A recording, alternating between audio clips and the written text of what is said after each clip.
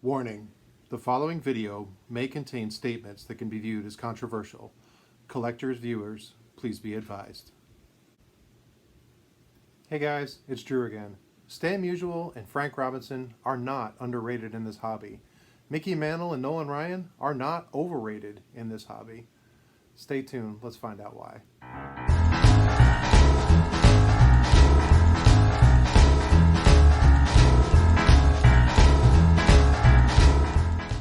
Ever since I got into vintage baseball cards, I've always heard the phrase something like, one of the most underrated players in all the hobby is Stan Musial. His prices should be way higher for what he did in baseball. Or Frank Robinson, way underrated. You know, his stuff, I don't understand why he could have so many records and do so much he did in his career, yet his prices are so cheap. Or the other way, Nolan Ryan, I mean, he never even won a Cy Young. Yeah, he's got all those strikeouts, but he almost lost 300 games as well. Way overrated. His prices shouldn't be that high. Or Mickey Mantle. I know he played in New York and won all those World Series, but he was not even close to the greatest player of his time. Way overrated. His prices are way too high. And, you know, I've always thought kind of along those same lines. And then I really started thinking about this. And I've been picking up on different people's videos and different thoughts within this hobby over the last month or two. I've really put a lot of thought into this. And my opinion is none of those things are true. Stan Musial is not underrated in this hobby. Frank Robinson is not underrated. Nolan Ryan or Mickey Mantle are not overrated. And that goes for anybody that we ever say or hear about. And here's why. Is what we do as baseball fans and baseball card fans is we try to meld those two things together. And I know that the players are players and they have statistics, they have careers, they have their story of what they've done on the field and what their career shows in the record books. But when it comes down to it, what people will pay for a card is what people will pay and what people will sell it for. The comps on cards are nothing more than a popularity contest. The more popular a player is, the more people are willing to pay because the more people there are that want that card. So I've been thinking about this and why is this true? And I think really what it comes down to is a few different things. So first we're going to talk about Frank Robinson. But being worthy in the Hall of Fame and the career that they have does not necessarily mean that they're high prices. The reason that Frank Robinson prices aren't that big is because people don't want to pay a lot for Frank Robinson, and I'll explain that a little bit more in a minute. So I think the first thing that it comes down to is timing. I did a video a few months ago or a month or so ago talking about the difference between Stan Musial and Ted Williams, and that's a huge timing issue. Stan Musial was great, one of the top maybe 10 batters of all time, amazing hitter, career, numbers, whatever, but his timing of when he played does not translate for when the cards came out. He started playing in 1941, the same year that one of my favorite players, Pee Wee Reese, did. And here's an example, and I've showed it before, of my Pee Wee Reese rookie card from 1941 play ball. Could you imagine if there was a Stan Musial from this, what it would go for and what the change would be? But instead, Stan Musial, his major cards didn't come out until really the 50s. I know he had some late 40s, so here's a 52 Bowman of it. But it's the timing thing. He won 3 World Series. He won 3 MVPs, but he didn't win any after his 1948 Bowman came out. By the time his cards started producing year after year in the late 50s, he was at the end of his career. He was still good. He still got lots of time, still got lots of numbers, but he wasn't the MVP player he was in the mid-40s. And I think that's a big part of it. It's just a timing thing. It's not his fault. It's not his fault the war came when it came. It's not his fault that there wasn't a card produced of him. It was just a timing thing. And if he'd started a few years earlier, maybe he would have had some of those cards like Ted Williams had or Pee Wee Reese, but he didn't. The second thing is we talk about it, especially if you're not from the New York area or a New York fan, but it's a location thing. And it seems unfair that New York gets all the New York, media and all this stuff, but it's true. They do. New York, metropolitan area, especially back in that era, that was the central hub of baseball world. There was 3 teams. Everybody knows this. Tons of World Series. The Yankees were in the middle of the dynasty. The Dodgers were there every single year, even though they only won once. The Giants had a fantastic team, and it was the Subway Series battle back and forth, and that's where it was. Even though there was other great teams and great players around the country, New York was where it was. That was the media capital of the world. That's where it came out, and that makes a lot of that popularity. People around the nation, when they would read about baseball, of course they would read about the local team, but they would read about New York. So when you look at this card, this is the World Series, Hank Aaron and Mickey Mantle. When you line up their careers, Hank Aaron probably more than definitely had a better career. But does Hank Aaron have the same kind of prices as Mickey Mantle? He's getting there, but he hasn't traditionally. And a lot of that has to do, not in my opinion because of his color, it has more to do with the location. There is something with the New York factor. It, like it or not, it's there. That's why guys like Pee Wee Reese do fetch more. That's why when you're putting a set together, you know that Dodgers Commons and Yankees Commons are going to fetch more money than, or cost more money than they, let's say, the Philadelphia A's or Philadelphia Phillies of the same years. So location is the second thing. And one of the biggest things, in my opinion, is the coolness factor. When people are buying cards, they're looking for a story. They're looking for a player that they can connect to. And if you can tell a story, I have found this to be true with if you tell a story about a player or a card, people are going to want it because it's got a story attached to it. And there is definitely a coolness factor. If you don't believe me, do it this. Go to some kid who's not a baseball player. Any kid, let's say 10 years old to 15, somewhere in that range.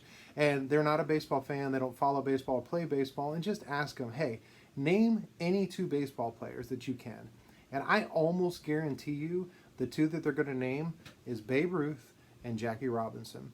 Babe Ruth, because Babe Ruth transcended fandom. He transcended legacy. Babe Ruth was mythical in his historical, the way that he was told. As a little kid, I remember hearing about Babe Ruth and thinking like it was even real because not that his statistics weren't real, it was that somehow he was playing among boys and he was, a god or something. And the other one is Jackie Robinson. And of course, Jackie Robinson is significant. He broke the color barrier in 1947, and he was the first to do so. However, he wasn't the only one that did it that year. And so when you look at Jackie Robinson, remember, Jackie Robinson is taught every year to all our public school kids about his significance within the social history of what's going on with integration. And when you look at Jackie Robinson, people will say, yeah, I know who Jackie Robinson is, and they want a Jackie Robinson card. There's a coolness to being first. And no offense, because he was a great player and probably a better player. But Larry Doby broke the same color barrier in the American League only a few months later. But the kids aren't taught about Larry Doby and what he did for the American League. They're taught about Jackie Robinson and what he did for the major leagues. And Doby had the same sort of prejudice against him that Jackie Robinson did. I really think there's a huge thing about the historical significance, but the fact that Jackie Robinson was first. Does that mean he's not collectible? No, that means he's extremely collectible. What it means is that his stuff is, people want it. And a lot of people outside of the hobby, non-baseball fans, non-baseball history fans, want a Jackie Robinson because it would be super cool.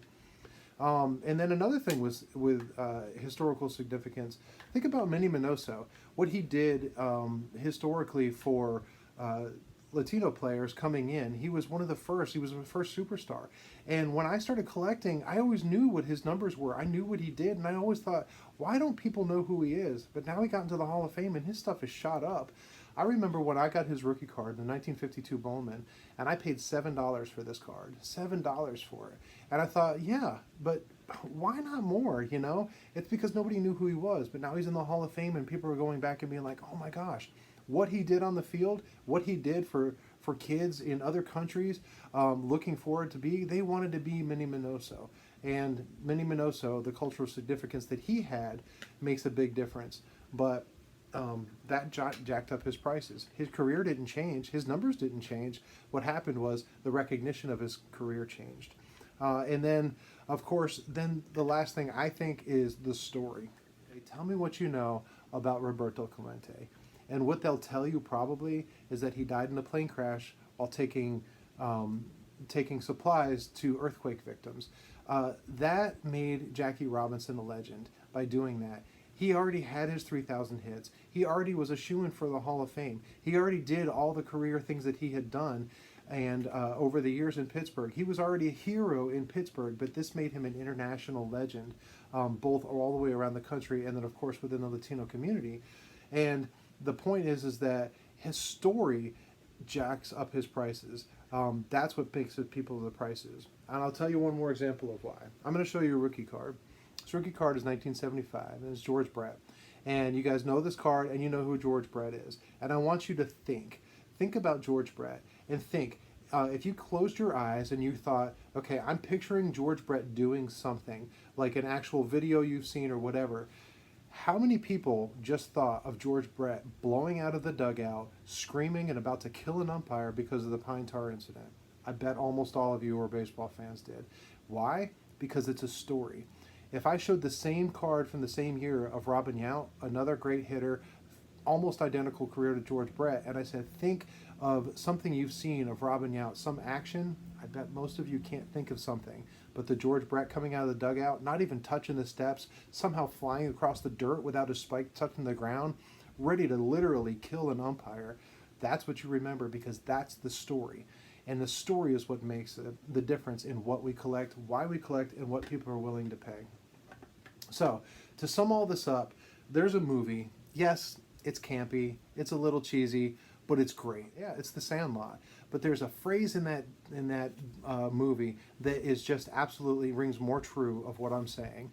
And it's the scene where Benny the Jet is in bed and he's having this dream sequence with Babe Ruth coming in, and he's talking to him about how he's got to go steal the ball back from the Beast. If you know the movie, you know the scene.